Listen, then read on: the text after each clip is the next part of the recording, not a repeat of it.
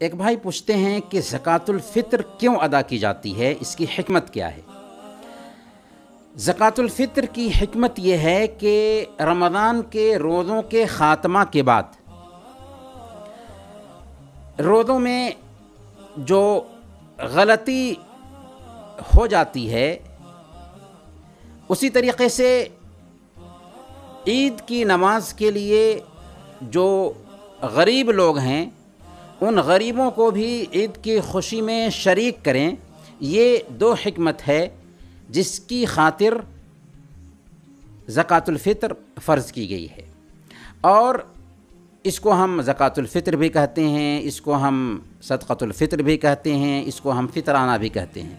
بہرکیف سنن ابی داؤد کی روایت میں حضرت ابن عباس رضی اللہ تعالی عنہ سے مروی ہے، فرض رسول اللہ صلی اللہ علیہ وسلم زکوٰۃ الفطر طہرۃ للصائم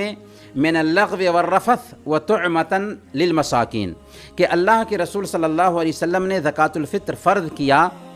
تاکہ روزے کی حالت میں جو بیہودہ باتیں ہو جاتی ہیں یا گناہ کا کام ہو جاتا ہے، اس سے روزے کی پاکی اور صفائی حاصل ہو سکے، اور عید کے دن غریبوں کو کھانا میسر ہو سکے۔ یہ دو حکمت ہوئی زکوٰۃ الفطر کی فرضیت میں۔ ایک کا تعلق خود ہمارے روزہ سے ہے کہ اس میں جو کمی رہ گئی تھی وہ کمی دور ہو جاتی ہے، اور دوسری کا تعلق سماج کے مساکین اور غریبوں سے ہے کہ عید کے دن ان کے اندر بھی بے نیازی آ سکے اور وہ بھی عید کی خوشی میں برابر کے ہمارے ساتھ شریک ہو سکیں۔ یہ حکمت ہے جس کی بنیاد پر زکوٰۃ الفطر کی فرضیت عمل میں آئی ہے۔ زکوٰۃ الفطر اس بچے کی طرف سے بھی نکالنا ہے جو چھوٹا ہے اور ابھی روزہ نہیں رکھا ہے۔ صحیح بخاری کی روایت ہے، حضرت عبداللہ بن عمر رضی اللہ عنہما نے بیان فرمایا کہ رسول اللہ صلی اللہ علیہ وسلم نے زکوٰۃ الفطر 1 سا کھجور میں سے یا 1 سا جو میں سے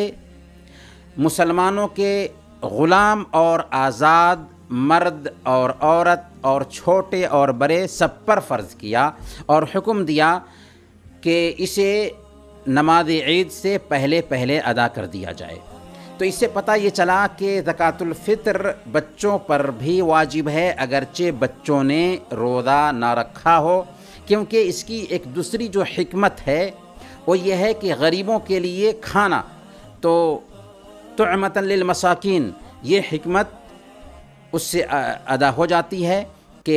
اللہ رب العالمین نے ہمیں مال دیا ہے تو ہم اپنے بچوں کی طرف سے بھی اسے نکالیں۔ یہاں تک کہ زکوٰۃ الفطر اس بچے کی طرف سے بھی نکالنا ہوگا جو رمضان کے آخری دن سورج ڈوبنے سے پہلے پیدا ہوا ہو۔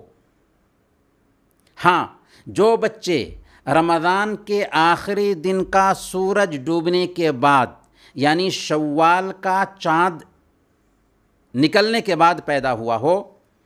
ایسے بچوں کی طرف سے نکالنا ضروری نہیں ہے، لیکن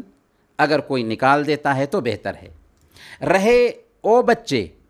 جو اپنی ماں کے پیٹ میں ہوں، ان کی طرف سے نکالنا ضروری نہیں ہے، لیکن اگر کوئی نکالنا چاہے تو نکال سکتا ہے۔ حضرت عثمان رضی اللہ تعالی عنہ